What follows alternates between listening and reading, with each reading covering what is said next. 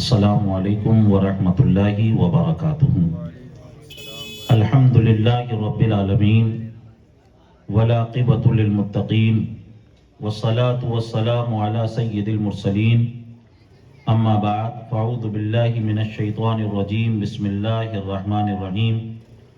من کان عدوا للہ وملائکتہ ورسلہ وجبریل ومیکال فإن اللہ عدو للکافرین۔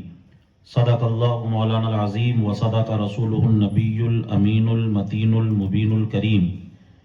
ان اللہ وملائکتہ یصلون علی النبی یا ایہا الذین آمنوا صلوا علیہ وسلموا تسلیما۔ اللہ رب محمد صلی اللہ علیہ وسلم، نحن عباد محمد صلی اللہ علیہ وسلم وعلی نبیہ وصحبہ ابد الدہور وکرما۔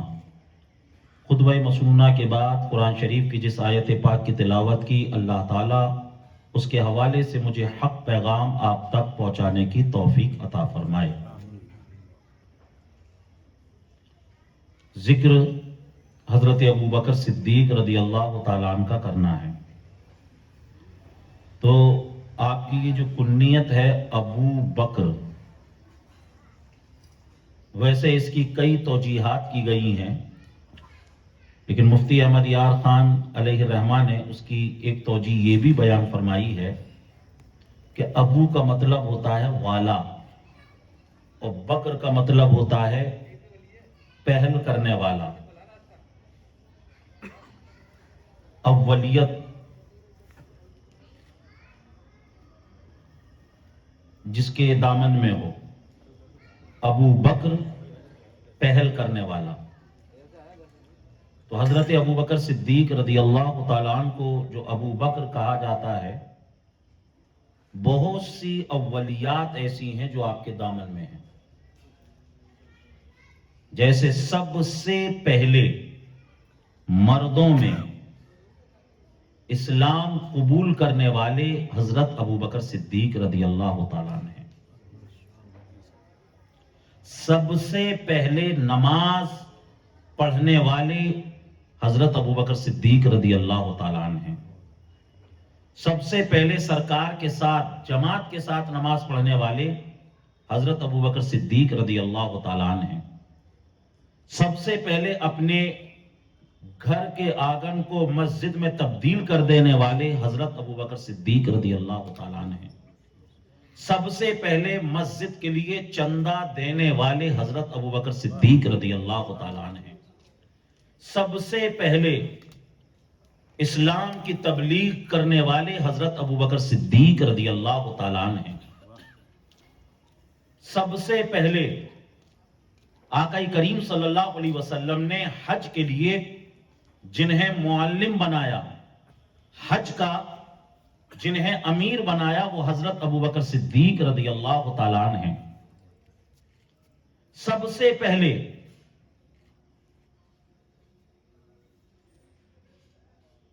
جنہیں خلیفۃ المسلمین کہا گیا، وہ حضرت ابو بکر صدیق رضی اللہ تعالیٰ عنہ ہیں۔ سب سے پہلے جنہوں نے قرآن کو جمع کر کے 2 جلدوں میں ایک جگہ کر دیا، وہ حضرت ابو بکر صدیق رضی اللہ تعالیٰ عنہ ہیں۔ سب سے پہلے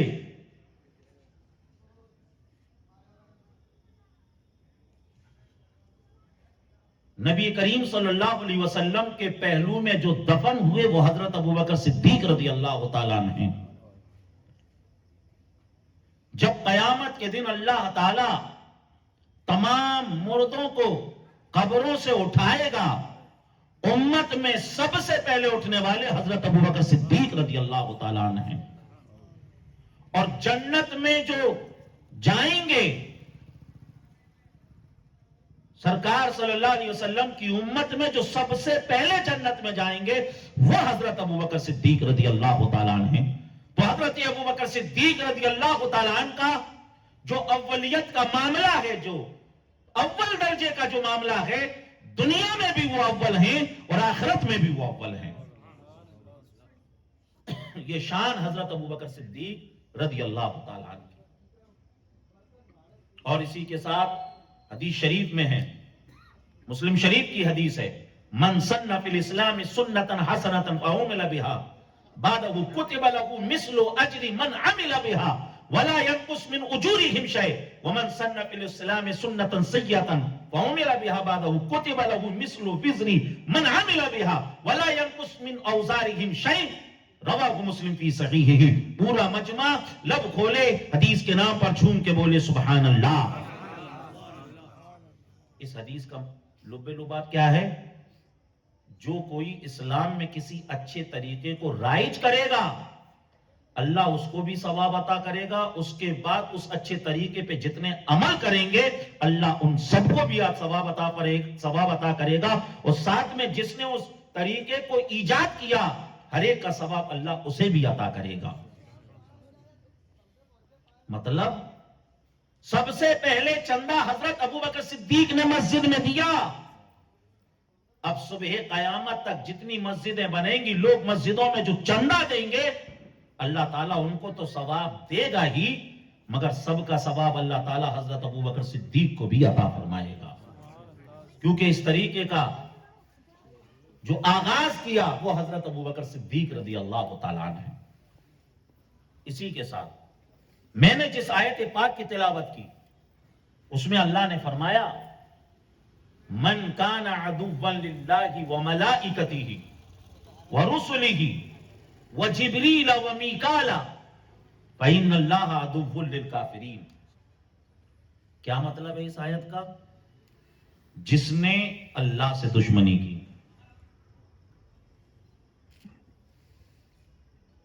اس کے فرشتوں سے دشمنی کی، اس کے رسولوں سے دشمنی کی، جبریل سے دشمنی کی، میکائیل سے دشمنی کی، بے شک اللہ انکار کرنے والوں کا، کافرین کا دشمن ہے.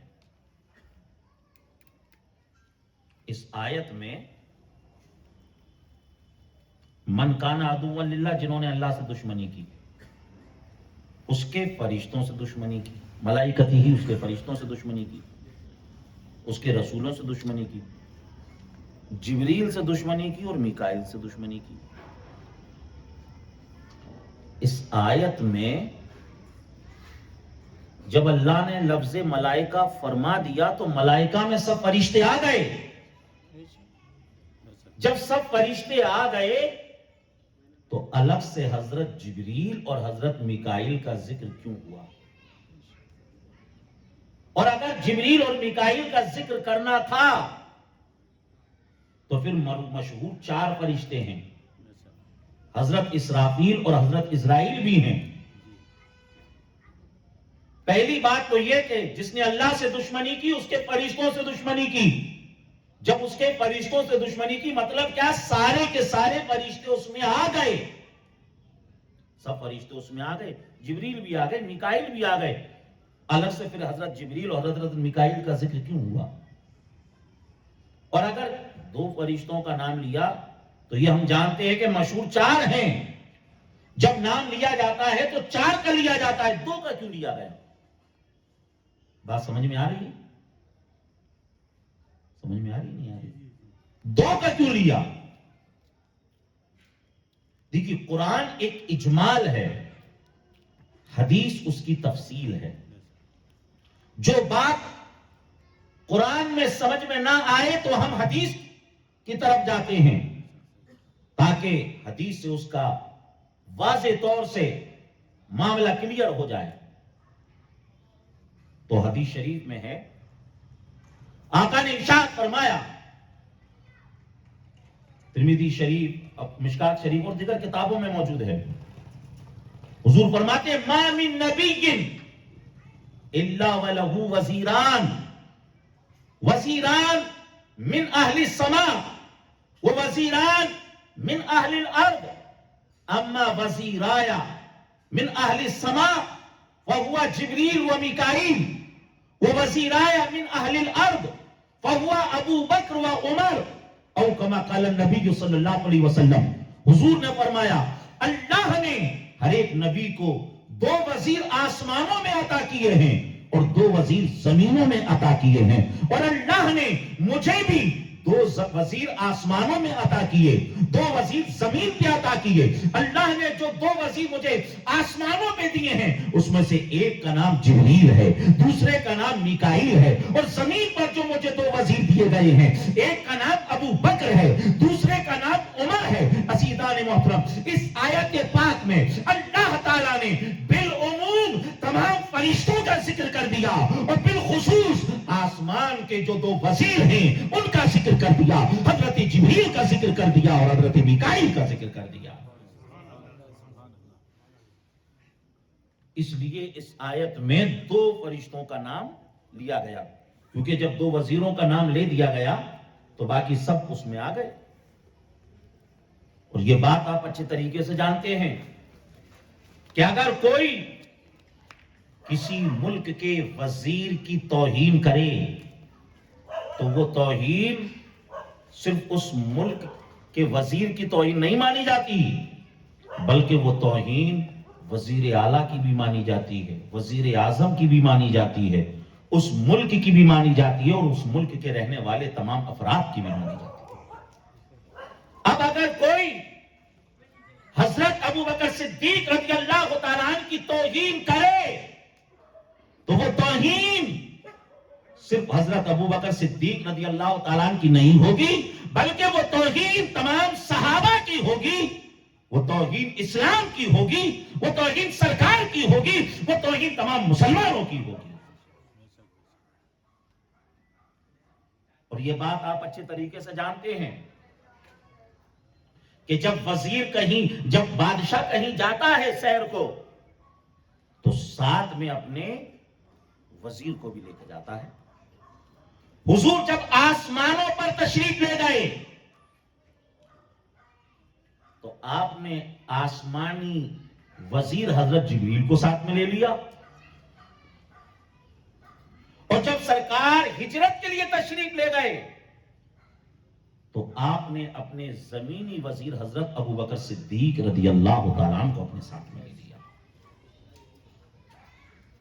سرکار صلی اللہ علیہ وسلم ایک دن حضرت ابو بکر صدیق رضی اللہ تعالیٰ عنہ کے گھر پہنچتے ہیں۔ دن میں حضرت عائشہ فرماتی ہیں کہ یہ وہ وقت تھا کہ اس وقت سرکار کبھی گھر نہیں آتے تھے۔ سرکار صلی اللہ علیہ وسلم پہنچے اور حضرت ابو بکر صدیق سے کہا، ابو بکر کچھ پرائیویٹ بات کرنی ہے، ایسا کرو ان بچوں کو آپ باہر کر دو۔ حضرت ابو بکر صدیق کہتے ہیں، یا رسول اللہ علیہ الصلوۃ والسلام، آپ بولیے، یہ بچے آپ ہی کے ہیں، یہاں سے کوئی راز فاش نہیں ہوگا۔ حضرت ابو بکر صدیق رضی اللہ تعالیٰ عنہ نے جب کہا تو سرکار نے فرمایا، ابو بکر میں نے جو تم سے کہا تھا کہ اللہ کے حکم سے ایک رات ایسی آئے گی کہ راتوں رات مکہ کو چھوڑنا ہوگا، مدینہ کے لیے روانہ ہونا ہوگا۔ ابو بکر وہ وقت آ گیا ہے اور آج رات آپ کو اور ہم کو یہاں سے نکلنا ہے۔ حضرت ابو بکر صدیق رضی اللہ تعالیٰ نے جیسے ہی سنا، آپ فرماتے ہیں، الصحبہ یا رسول اللہ، الصحبہ یا رسول اللہ، الصحبہ یا رسول اللہ۔ کہتے ہیں سرکار آپ نے ذکر تو کیا تھا لیکن آپ نے اپنے مصاحب کے بارے میں نہیں بتایا تھا کہ آپ کے ساتھ کون ہوگا۔ سرکار بس میں تبھی سے دعا کر رہا ہوں کہ اللہ سرکار کے اس مبارک سفر میں مجھے ان کا مصاحب بنا دے، سرکار کے اس مبارک سفر میں مجھے ان کا خادم بنا دے۔ تو یا رسول اللہ میں نے کچھ پیسے بھی جمع کر کے رکھے ہیں، سرکار میں نے اونٹنیوں کا بھی انتظام کیا ہے۔ عزیزان محترم، آقا کریم صلی اللہ علیہ وسلم نے فرمایا کہ آج رات نکلنا ہے۔ رات آ گئی اور یہ رات وہ رات تھی کہ مشرکین مکہ نے پلان بنا لیا، اب نہ رہے گا بانس اور نہ بجے گی بانسری، محمد صلی اللہ علیہ وسلم کا مرڈر کر دیا جائے گا، ان کو قتل کر دیا جائے گا۔ سارے کے سارے لوگ ننگی تلواریں لے کر سرکار صلی اللہ علیہ وسلم کے گھر کو گھیر لیا۔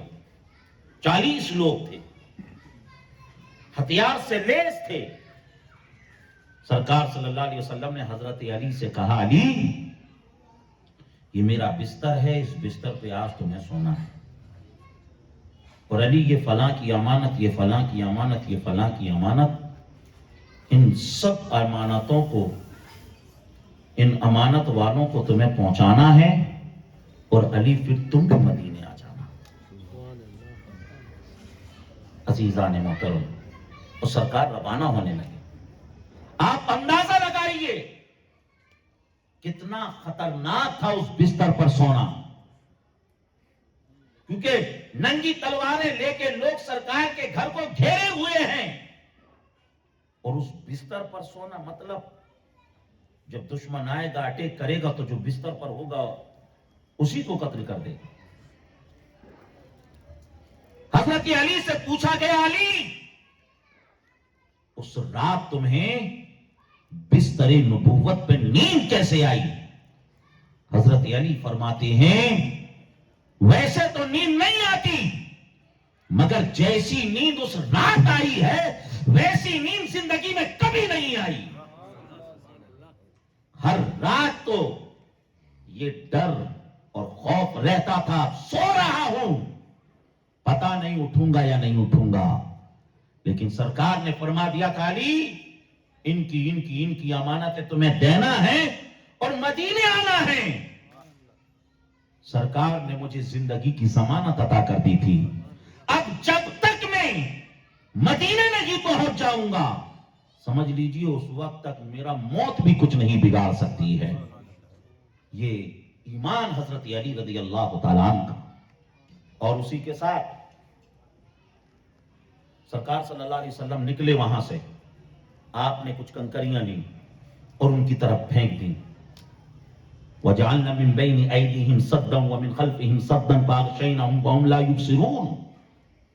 جب سرکار نے کنکریاں پھینکی تو وہ آنکھیں مسیلتے رہ گئے، سرکار ان کے درمیان سے گزر گئے، وہ نہیں دیکھ سکے، وہ سرکار کو نہیں دیکھ سکے۔ یہاں سے ایک عقیدے کی بات بھی سمجھ میں آ رہی ہے۔ ہمارا عقیدہ ہے کہ سرکار حاضر ہیں ہر جگہ، یہ اور بات ہے کہ ہماری نظریں اس لائق نہیں کہ ہم سرکار کو دیکھ سکیں، کیونکہ اس آیت سے پتا چل رہا ہے، اس واقعے سے پتا چل رہا ہے، سرکار نکلے تو بتاؤ سرکار وہاں پر تھے یا نہیں؟ سرکار موجود تھے، لیکن انہوں نے سرکار کو دیکھا نہیں۔ سمجھ لو یہاں بھی سرکار موجود ہیں، یہ اور بات ہے کہ ہماری آنکھوں میں اتنا پاور نہیں کہ ہم سرکار کو دیکھ سکیں، اور جن کی آنکھوں میں پاور ہوتا ہے وہ دیکھ بھی لیتے ہیں۔ کیسا دیکھتے ہیں؟ غوث اعظم رضی اللہ تعالیٰ عنہ کی مجلس ہے، امام ہیتی سامنے بیٹھے ہیں، بیٹھے بیٹھے امام ہیتی کی آنکھ لگ گئی، ان کی آنکھ لگنا تھی، غوث اعظم رضی اللہ تعالیٰ عنہ ادب کے ساتھ کھڑے ہو جاتے ہیں، قلائد الجواہر اور دیگر کتابوں میں موجود ہے۔ غوث اعظم ادب کے ساتھ کھڑے ہو گئے، بعد میں کسی نے پوچھا، حضور بات سمجھ میں نہیں آئی، امام ہیتی کی تو آنکھ لگ رہی تھی مگر آپ ادب سے کیوں کھڑے ہو گئے تھے؟ آپ کس کا ادب کر رہے تھے؟ آپ کس کا احترام کر رہے تھے؟ غوث اعظم ارشاد فرماتے ہیں کہ امام ہیتی کی آنکھ لگی، امام ہیتی نے کیا دیکھا؟ خواب میں سرکار صلی اللہ علیہ وسلم تشریف لے آئے ہیں، وہ خواب میں سرکار کو دیکھ رہے تھے، پتا کیا چلا، معلوم کیا ہوا؟ امام ہیتی جیسے ولی جس کو خواب میں دیکھتے ہیں، غوث اعظم اس چیز کو جیتی جاگتی حالت میں دیکھتے ہیں۔ جی لگا کر بولو سبحان اللہ، بلند آواز سے بولو سبحان اللہ، اور دل کی گہرائیوں سے بولو سبحان اللہ۔ تو عزیزان محترم، سرکار موجود ہیں، یہ اور بات ہے کہ ہماری آنکھیں نہیں دیکھ پاتی۔ سرکار حضرت ابوبکر صدیق کے پاس پہنچے اور اس کے بعد پلان کے مطابق آپ چلے۔ اب دیکھیے پلان کیسا بنایا، جس طرف مدینہ تھا اس طرف نہیں گئے، بلکہ مدینے کی اپوزٹ سائڈ جبل سور کی طرف گئے۔ اگر ادھر جاتے تو لوگ ادھر تو پیچھا کر لیتے، جبل سور کی طرف گئے. جبل سور اس پہاڑی کو کہتے ہیں جس میں غار سور ہے. جبل سور اس کو کیوں کہتے ہیں؟ سور کا مطلب ہوتا ہے عربی میں بیل. اور جبل سور اس کو اس لیے کہتے ہیں کیونکہ جب دور سے اس پہاڑی کو دیکھتے ہیں تو ایسا لگتا ہے گویا کہ بیل کا کوہان ہو. 10 کلومیٹر کے ایریے میں یہ پہاڑی پھیلی ہوئی ہے. جو لوگ حج عمرہ کرنے جاتے ہیں انہیں معلوم ہے اتنی اونچی پہاڑی ہے کہ آدمی سمجھ لیجئے اگر اس پر چڑھنا چاہے تو ایک دن پورا چاہیے چڑھنے اترنے کے لیے. اور ایسے ویسے کہ تو بس کی بات ہی نہیں ہے, کھڑی چڑھائی ہے. اور جو غار ہرا والی جو پہاڑی تھی اس پر تو ایک پگڈنڈی بنی ہوئی تھی. کیونکہ لوگ آتے جاتے تھے. اس پہاڑی پہ تو کوئی آتا جاتا بھی نہیں تھا. حضرت ابوبکر صدیق رضی اللہ تعالیٰ سرکار کو لے کے چلے. اب راستے میں کیا ہوا کہ کبھی حضرت ابوبکر صدیق دوڑ کے آگے ہو جاتے ہیں, کبھی دوڑ کے دائیں ہو جاتے ہیں, کبھی دوڑ کے بائیں ہو جاتے ہیں, کبھی دوڑ کے پیچھے ہو جاتے ہیں. سرکار فرماتے ہیں ابوبکر یہ کیا کر رہے ہو؟ کہتے ہیں یا رسول اللہ علیہ الصلوۃ والسلام, میرے دل میں جب یہ خیال آتا ہے کہیں کوئی سامنے سے آ کے حملہ نہ کر دے تو میں جلدی سے آگے آ جاتا ہوں. میرے دل میں جب ایسا لگتا ہے کہیں کوئی ادھر سے آ کے حملہ نہ کر دے تو میں ادھر آ جاتا ہوں. مجھے دل میں جب ایسا لگتا ہے کہ کہیں کوئی پیچھے سے آپ پر اٹیک نہ کر دے تو میں پیچھے آ جاتا ہوں. سرکار اگر وار ہو, حملہ ہو تو پہلے غلام پر ہو. سرکار اس لیے میں ایسا کر رہا ہوں. عزیزان محترم, گویا کہ حضرت ابوبکر صدیق نے یہاں سے کیا ذہن دیا, کیا درس دیا؟ عزیزان محترم, حضور کی محبت کا وہ مقام ہے, ان کی محبت سے پہلے کوئی چیز ہے ہی نہیں. حضور کی محبت فرض ہے. کیسی فرض ہے؟ نماز بھی فرض, روزہ بھی فرض, حج بھی فرض, زکوٰۃ بھی فرض.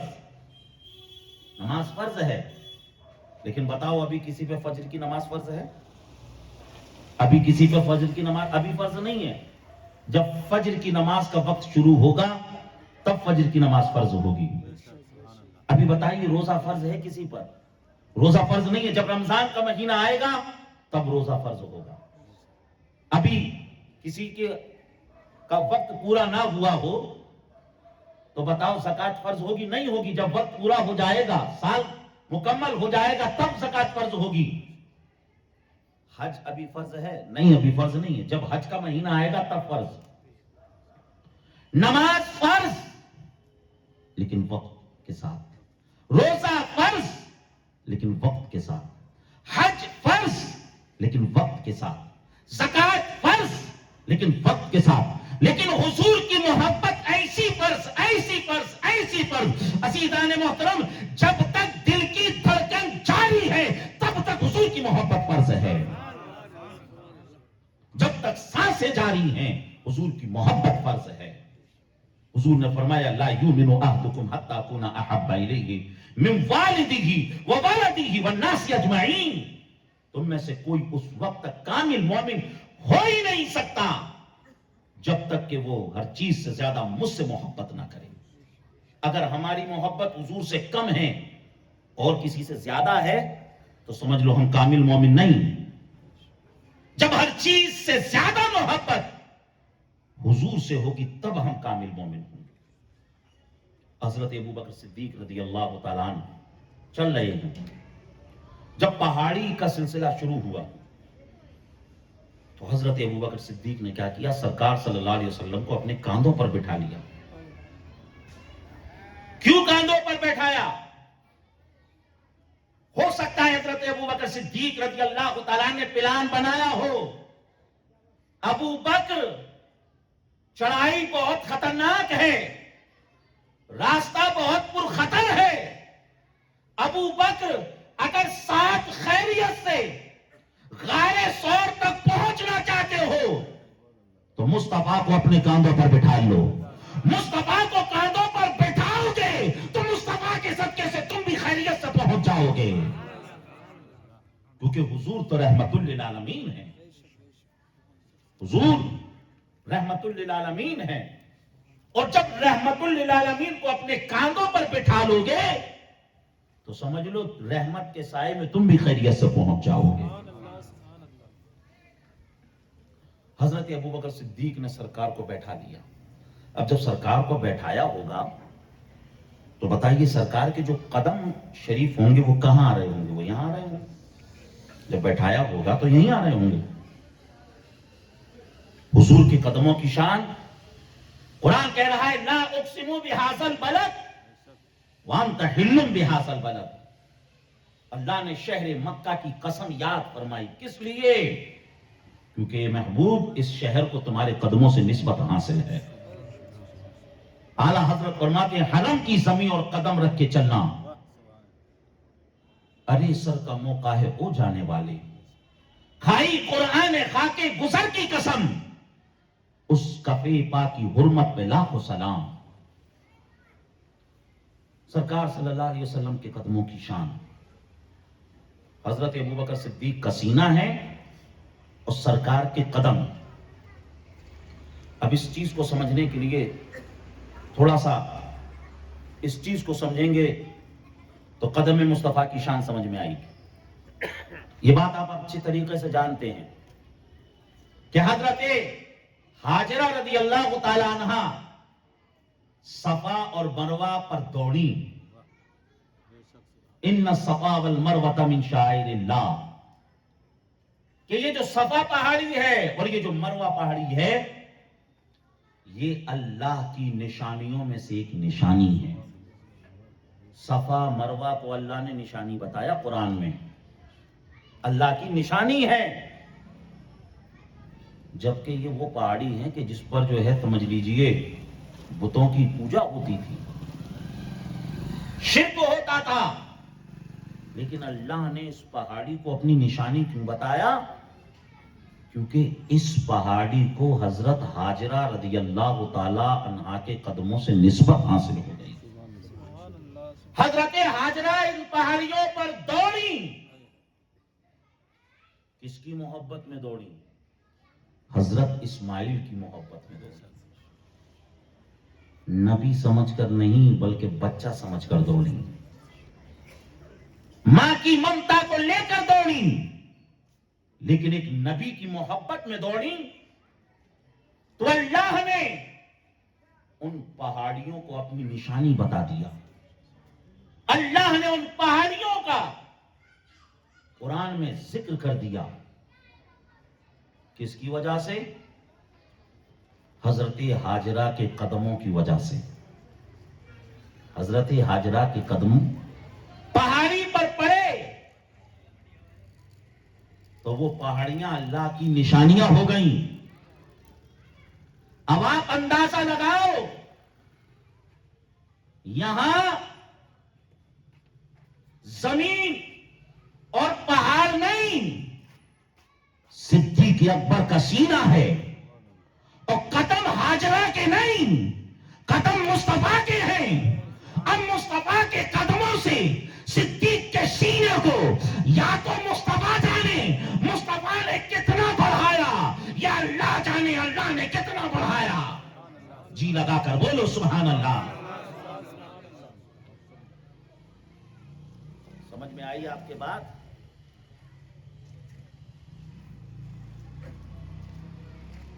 کہ حضرت ہاجرہ کے قدموں سے وہ پہاڑی اللہ کی نشانی ہو گئی، اور یہاں سرکار کے قدم ہیں اور صدیق اکبر کا سینہ ہے، تو اللہ نے حضرت ابوبکر صدیق کے سینے کو کیسی عظمتیں عطا کی ہوں گی۔ اب اس کی ایک جھلک اور بات سمجھ میں آ رہی ہے آپ کے؟ بہت گاڑی باتیں تو نہیں ہونی جو سر سے اوپر جا رہی ہوں، سمجھ میں آ رہی ہیں؟ کیونکہ باتیں تھوڑی سی نئی ہیں اور علمی ہیں۔ جی لگا کر کہہ دیجئے سبحان اللہ۔ تو سینہ صدیق کی شان، سینہ صدیق کا مقام اس طریقے سے بھی سمجھیں۔ حضرت فاروق اعظم رضی اللہ تعالیٰ عنہ کی بڑی عظمتیں، بڑی عظمتیں، بڑی عظمتیں۔ حضور نے فرمایا اگر میرے بعد کوئی نبی ہوتا تو عمر ہوتے. ایک دوسری حدیث میں حضور نے فرمایا، ترمذی کی ہے، اللہم اعز الاسلام بعمر بن الخطاب، مولا عمر بن خطاب کی وجہ سے تو اسلام کو عزتیں عطا کر دے. ہر ایک کو جو عزت ملی ہے نا وہ اسلام کی وجہ سے ملی ہے، لیکن عمر اس ذات کا نام ہے کہ اسلام کو جن کی وجہ سے عزت ملی. تو حضرت فاروق اعظم کا مقام بہت اونچا، ان کا مرتبہ بہت اونچا. کنز الامال کی روایت ہے، فاروق اعظم رضی اللہ تعالیٰ عنہ صحن حرم میں ہیں، کعبے سے لپٹ کر دعا کر رہے ہیں، مناجات کر رہے ہیں، کہہ رہے ہیں مولا تو مجھے انسان نہ بناتا، مولا تو مجھے قبیلہ قریش میں پیدا نہ کرتا، مولا تو مجھے قبیلہ بنو عدی میں پیدا نہ کرتا، مولا تو مجھے خطاب کے گھر پیدا نہ کرتا. رب کی رحمتوں نے کہا عمر تمہیں انسان نہ بناتا، قبیلہ قریش کا فرد نہ بناتا، خاندان بنی عدی میں پیدا نہ کرتا، خطاب کے گھر پیدا نہ کرتا، تو عمر بتاؤ تم کیا ہونا چاہتے تھے؟ فاروق اعظم کہہ رہے ہیں مولا انسان نہ بناتا، قبیلہ قریش میں پیدا نہ کرتا، بنو عدی میں پیدا نہ کرتا، خطاب کے گھر پیدا نہ کرتا، مولا انسان نہ بناتا، مولا اگر بناتا تو یہ بنا دیتا ابو بکر صدیق کے سینے پر جو بال ہیں ان بالوں میں سے ایک بال مجھے بنا دیتا. جی لگا کر بولو سبحان اللہ. ان بالوں میں سے ایک بال مجھے بنا دیتا. اب آپ اندازہ لگاؤ حضرت ابو بکر صدیق رضی اللہ تعالیٰ عنہ کے سینے کی شان، جو مقام اور مرتبہ جناب صدیق کو عطا ہوا ہے وہ نبی کریم صلی اللہ علیہ وسلم کے قدموں کی وجہ سے عطا ہوا ہے. اور اس کے بعد حضرت ابو بکر صدیق رضی اللہ تعالیٰ عنہ سرکار صلی اللہ علیہ وسلم کو لے کر چلے، غار ثور پر پہنچ گئے اور کہتے ہیں یا رسول اللہ آپ یہاں رکیے، پہلے میں اندر غار کے جاتا ہوں، پہلے دیکھتا ہوں کہیں کوئی کیڑا کانٹا نہ ہو، کوئی موذی جانور نہ ہو، پہلے میں اسے صاف کر لوں پھر آپ اندر آئیے گا. حضرت ابو بکر صدیق اندر چلے گئے. اب یہ جو غار ہے یہ بہت بڑا نہیں ہے، بہت چھوٹا سا ہے، کھو جیسی ہے چھوٹی سی. حضرت ابو بکر صدیق اندر گھس گئے، اندر چلے گئے. حضرت ابو بکر صدیق اندر جو سوراخ تھے اپنے کپڑوں کو پھاڑ کر ان سوراخوں کو بند کر رہے ہیں، ان سوراخوں کو صاف کر رہے ہیں. اب سوال پیدا ہوتا ہے کہ یہ جو رات تھی نا، یہ رات بھی 28ویں رات تھی، روشنی کا نام و نشان نہیں تھا، لیکن حضرت ابو بکر صدیق اس غار کے اندر ان سوراخوں کو کیسے دیکھ رہے تھے اور ان سوراخوں کو کیسے بند کر رہے تھے. رات تو تاریکی تھی، تو ہمارا وجدان کہتا ہے کہ جب جناب صدیق اکبر اندر گئے ہوں گے اور سرکار باہر ہوں گے تو تھوڑی دیر کے بعد سرکار کبھی جھانک لے لیتے ہوں گے کہ میرا ابو بکر اندر کیا کر رہا ہے. سرکار کا جھانکنا ہوتا ہوگا چہرہ مصطفیٰ کی وجہ سے.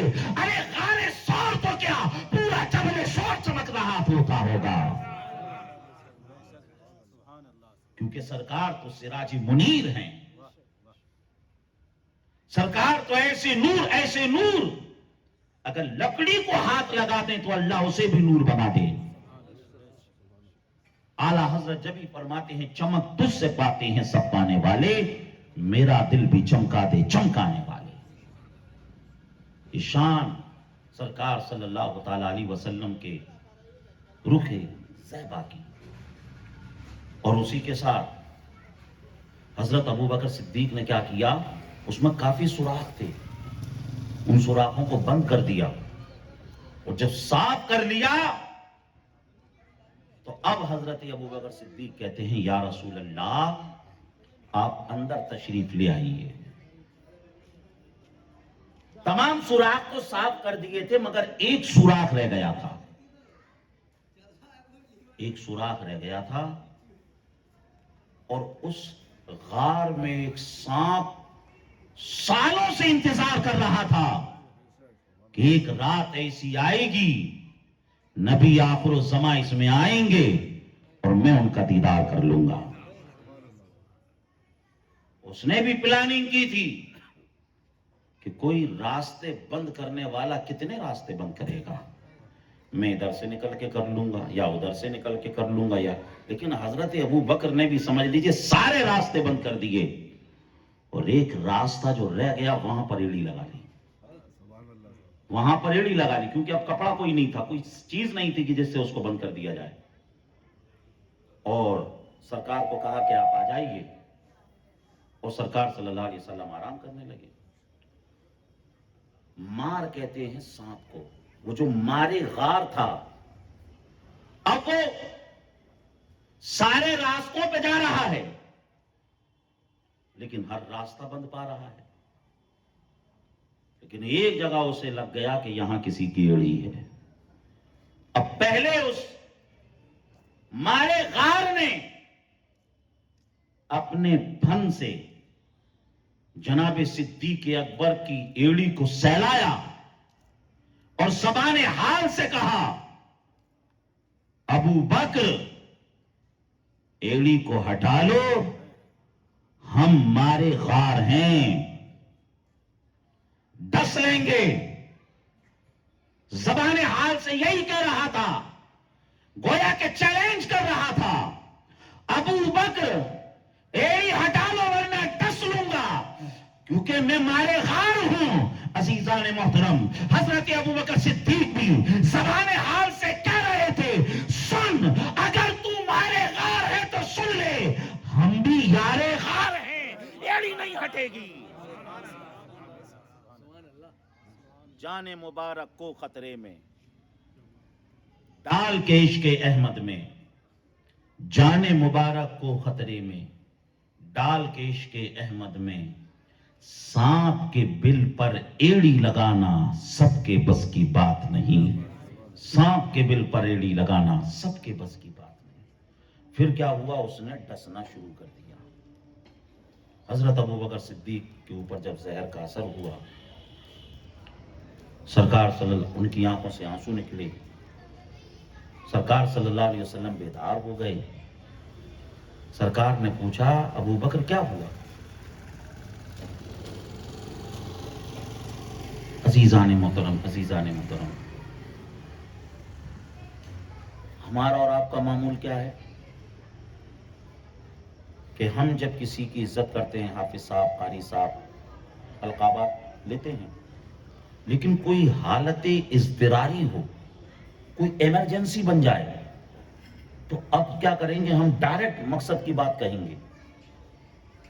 مثال کے طور پر کوئی قاری صاحب ہیں، ان کے کمرے میں آگ لگ جائے تو کوئی یہ کہے گا حضرت حافظ قاری صاحب قبلہ آپ کے گھر میں آگ لگ رہی ہے، تو وہ تو ڈائریکٹ کہے گا کہ آگ لگ رہی ہے. لیکن صحابہ کا کیسا معاملہ تھا، جب حضور سے بات کرتے تھے تو پہلے کہتے تھے فدا کا امی و ابی یا رسول اللہ، سرکار میری ماں بھی آپ پر قربان ہو اور میرے والد بھی آپ پر قربان ہو. ایسا نہیں تھا کہ صرف نارمل حالت میں کہتے ہیں صحابہ. آپ دیکھیے حضرت ابوبکر صدیق اضطراری حالت میں تھے، سانپ نے ڈس لیا تھا. جب حضور نے پوچھا ابو بکر کیا ہوا، تو ڈائریکٹ حضور سے نہیں کہا کہ ایسا ہو گیا ہے، بلکہ کہتے ہیں فدا کا امی و ابی یا رسول اللہ، لدغت سرکار میری ماں بھی آپ پر قربان ہو، میرے والد بھی آپ پر قربان ہو، مجھے ایک سانپ نے ڈس لیا ہے۔ آقا کریم صلی اللہ علیہ وسلم نے اپنا لعاب شریف نکالا، حضرت ابوبکر صدیق کے وہاں لگا دیا، اللہ نے شفا عطا فرما دی۔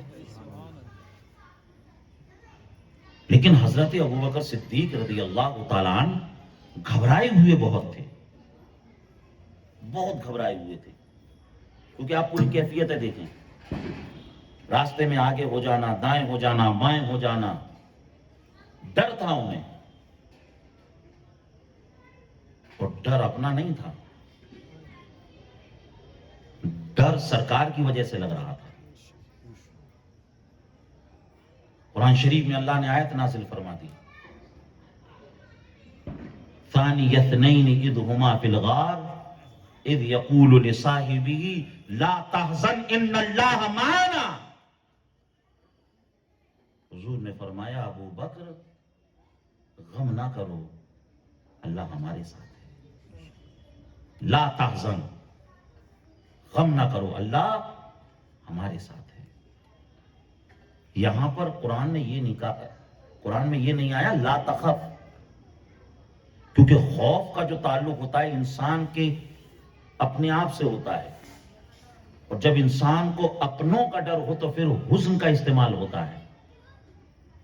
جیسے حضرت موسیٰ کا جب ذکر ہوا، ان کے سامنے جب جادوگر آئے، انہوں نے رسیوں کو جادو سے سانپ بنا دیا، تو قرآن نے کہا لا تخف، موسیٰ ڈرو نہیں، کیونکہ وہ جب رسیاں سانپ بن گئی تو موسیٰ علیہ السلام کو ڈر ہوا، تو قرآن نے کہا لا تخف، مت ڈرو، انہیں اپنا ڈر تھا۔ اور یہاں پر کیا کہا قرآن نے، لا تحزن، لا تحزن ان اللہ معنا، مطلب انہیں جو لا تخف نہیں کہا، اگر انہیں اپنا ڈر ہوتا تو لا تخف ہوتا، انہیں ڈر تھا حضور کا، اس لیے قرآن نے کہا لا تحزن ان اللہ معنا، اللہ ہمارے ساتھ ہے۔ اللہ کس کے ساتھ ہے؟ حضور کے ساتھ ہے۔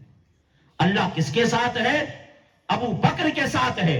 سمجھ لو جو ابو بکر کے ساتھ ہے اللہ اسی کے ساتھ ہے، اور جو ابو بکر کے ساتھ نہیں اللہ اس کے ساتھ نہیں ہے، اللہ اس کے ساتھ نہیں ہے۔ اور اس آیت کے اندر ثانی اثنین اذ ہما فی الغار، دو میں کا دوسرا، جب وہ غار میں تھے، اذ یقول لصاحبہ، انہوں نے اپنے صاحب سے کہا۔ اس آیت میں دو میں سے دوسرا کس کو کہا گیا؟ حضور کو کہا گیا۔ ارے حضور تو اول ہیں، لیکن قرآن کہہ رہا ہے دو میں سے دوسرا، کیوں کہا؟ اس لیے کہا کیونکہ غار میں داخل ہونے کی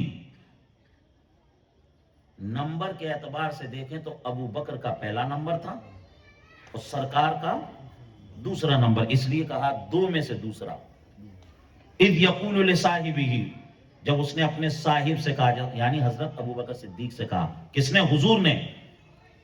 تمام صحابہ میں صرف حضرت ابو بکر صدیق رضی اللہ تعالیٰ عنہ کی ذات وہ ذات ہے جن کی صحابیت قرآن سے ثابت ہے، باقی تمام صحابہ ان کی صحابیت سمجھ لیجئے حدیث سے ثابت ہے۔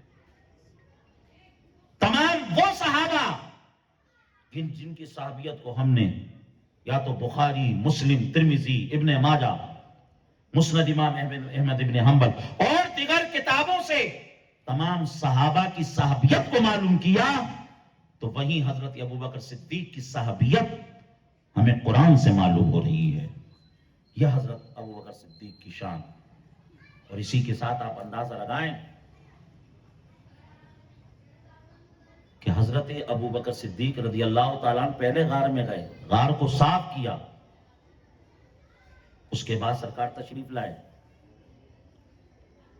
ارے بغیر ابو بکر کے سرکار غار میں نہیں جا رہے ہیں، تو آپ اندازہ لگاؤ بغیر ابو بکر کے بغیر ابو بکر کی محبت کے سرکار کسی کے دل میں کیسے تشریف لے جا سکتے ہیں؟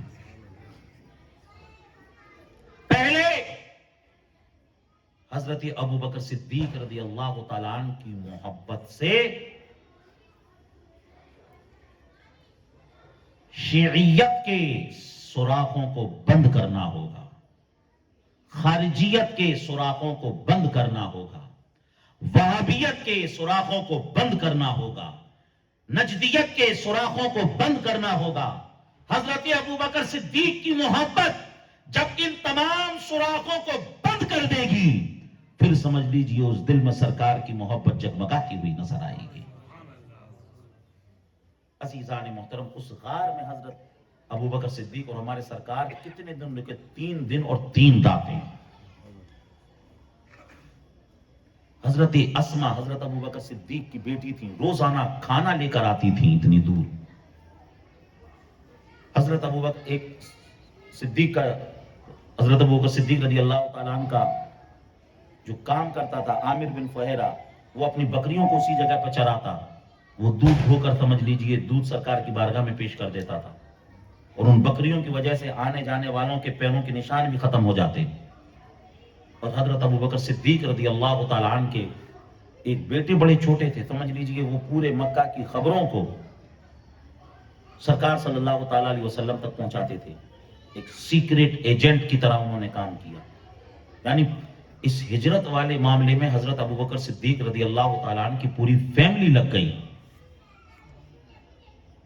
اور یہ جو مشرکین مکہ تھے یہ ڈھونڈتے ڈھونڈتے وہاں تک پہنچ گئے، غار ثور تک پہنچ گئے۔ اب سمجھ لیجئے حضرت ابو بکر صدیق کو ایسا لگ رہا تھا کہ یہ جو لوگ کھڑے ہیں، اگر انہوں نے ذرا سا اپنے چہرے کو نیچے کر لیا تو ہم دکھ جائیں گے۔ حضرت ابو بکر گھبرا رہے تھے۔ اللہ کے نبی نے فرمایا لا تحزن، مت گھبراؤ، اللہ ہمارے ساتھ ہے۔ پھر کیا ہوا کہ جلدی سے اس غار پر مکڑی نے جالا بن دیا، کبوتری نے انڈے دے دیے۔ کہا کسی نے کہ اس غار میں دیکھ لو، تو ان کے سردار نے کہا رے اس غار میں گئے ہوتے تو یہ انڈے ہیں وہ گرتے، مکڑی کا جالا ہے یہ بھی ٹوٹتا۔ کبوتری نے انڈے دیے اور مکڑی نے جالا بن دیا۔ مکڑی نے سرکار سے محبت کا اظہار کیا تو اسے مارنا منع کر دیا گیا، مت مارو اسے۔ اور کبوتری نے جو انڈے دیے، سمجھ لیجئے اللہ نے اس کی نسل میں برکتیں عطا فرما دی۔ حرمین شریفین میں جتنے بھی کبوتر ہیں وہ سارے کے سارے کبوتر اسی کبوتری کی نسل سے ہیں۔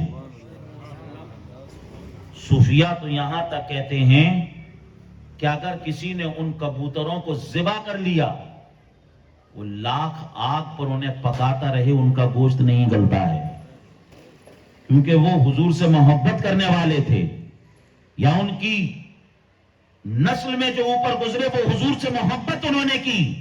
تو یہاں سے کیا پتا چلا، کیا معلوم ہوا، ایک کبوتر اگر حضور سے محبت کرے تو دنیا کی آگ اس کے جسم پر اثر انداز نہ ہو، تو اگر کوئی امتی حضور سے محبت کر لے تو سمجھ لیجیے اسے پھر جہنم کی آگ کیسے جلا سکتی ہے۔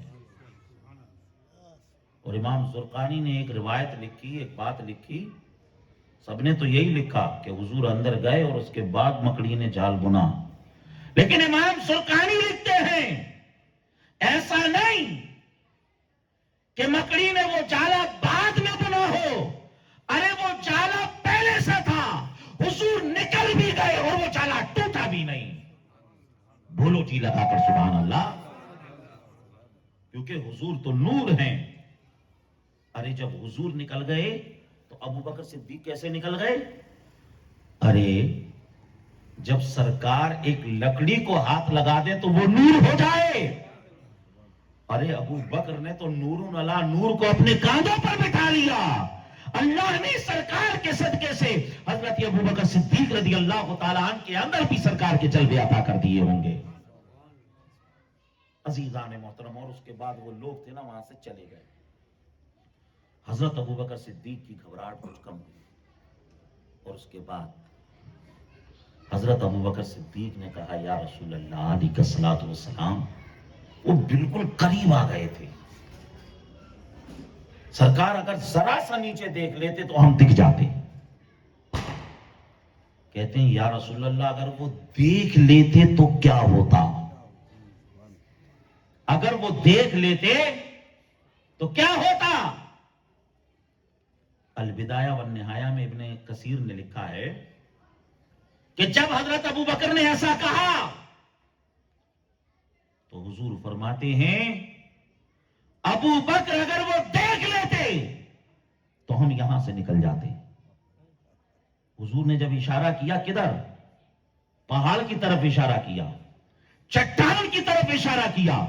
جب تک سرکار نے اشارہ نہیں کیا تھا وہاں پر چٹان تھی، لیکن جیسے ہی سرکار نے اشارہ کیا کہ ہم یہاں سے نکل جاتے، ابوبکر صدیق کیا کہتے ہیں؟ میں کیا دیکھ رہا ہوں؟ اس چٹان کے آگے ایک سمندر نظر آ رہا ہے، وہاں پر ساحل نظر آ رہا ہے، اور وہاں پر کشتی نظر آ رہی ہے. حضور فرماتے ہیں اگر وہ دیکھ لیتے تو ہم یہاں سے نکل جاتے. قرآن شریف میں اللہ نے فرمایا وَإِذْ فَرَقْنَا بِكُمُ الْبَحْرَ فَأَنْجَيْنَاكُمْ وَأَغْرَقْنَا آلَ فِرْعَوْنَ، کہ اللہ تعالیٰ نے فرعون اور فرعونیوں کو ریڈ سی بحر احمر میں غرق کر دیا، اور حضرت موسیٰ کے ماننے والے اور حضرت موسیٰ کو سمجھ لیجئے اس سمندر کے اندر راستے دے دیے. جب موسیٰ علیہ السلام اپنے لوگوں کو لے کر چلے اس میں، تو سمندر کی جو اندر کا جو پانی تھا وہ یوں اٹھ گیا اوپر، اور ایسا لگ رہا تھا کہ سیمنٹ کانکریٹ کا بن گیا ہو وہ پانی. تفسیروں میں ہے کہ اللہ نے ان پانی کی دیواروں کے اندر روشن دان بھی بنا دیے تاکہ یہ ایک دوسرے کو دیکھتے بھی رہیں. کئی راستے تھے. تو جو رب موسیٰ کے لیے سمندر میں راستے بنا سکتا ہے وہ رب اپنے حبیب کے لیے پہاڑ میں سمندر بھی بنا سکتا ہے.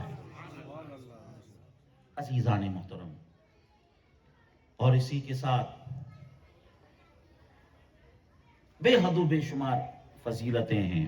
کئی دروس ہمیں اس واقعے سے ملتے ہیں. عزیزان محترم، حضرت ابو بکر صدیق رضی اللہ تعالیٰ عنہ اور ان کی سفر ہجرت کا جو ہم نے آپ کو مختصر سا ذکر سنایا، اللہ تعالیٰ اس کی برکت سے جو شادی ہونے والی ہے ہمارے یوسف بھائی کی بیٹی کی، اللہ اس میں کامیابی عطا فرمائے، اور جو ہے مولا یہ جو رشتہ قائم ہونے جا رہا ہے یہ رشتہ جنت تک سلامت رہے، اور دولہا دلہن کو اللہ خوب خوشیاں عطا فرمائے، اور اللہ تعالیٰ ہمیں حضرت ابو بکر صدیق رضی اللہ تعالیٰ عنہ کی نقش قدم پر چلنے کی توفیق عطا فرمائے، حضور سے سچی محبت کرنے کی توفیق عطا فرمائے. استغفر اللہ ربی من کل ذنب واتوب الیہ، وآخر دعوانا ان الحمد للہ رب العالمین. السلام علیکم. ساتھ ہی ساتھ ایک اعلان بھی سن لیں، ہمارے پاس کچھ کیلنڈر ہیں، یہ مدرسہ الحجاز کے کیلنڈر ہیں. ویسے تو اس کی قیمت جو ہے 40 روپے ہے، ٹھیک ہے نہیں، لیکن اب جنوری کا مہینہ بھی گزر گیا اور مدرسے کے چھپے ہوئے ہیں، نقصان نہ ہو جائے مدرسے کو، تو اس لیے اس کا ریٹ ہم نے جو ہے نا 20 روپے کر دیا ہے. آپ کے پاس ہو پھر بھی آپ لے لیجئے گا، کسی کو دے دیجئے گا، ٹھیک ہے نہیں. آپ اور آسانی کرنا چاہیں تو 2 4 5 لے لیجئے گا، اپنے علاقے کی مسجد میں لگا دیجئے گا، ٹھیک ہے نہیں. بس یہ اتنے سے بچے ہوئے ہیں، اگر آپ لینا چاہیں تو اس کو ضرور لیجئے گا، ٹھیک ہے نہیں. صلاۃ والسلام پڑھ لیتے ہیں. السلام علیکم.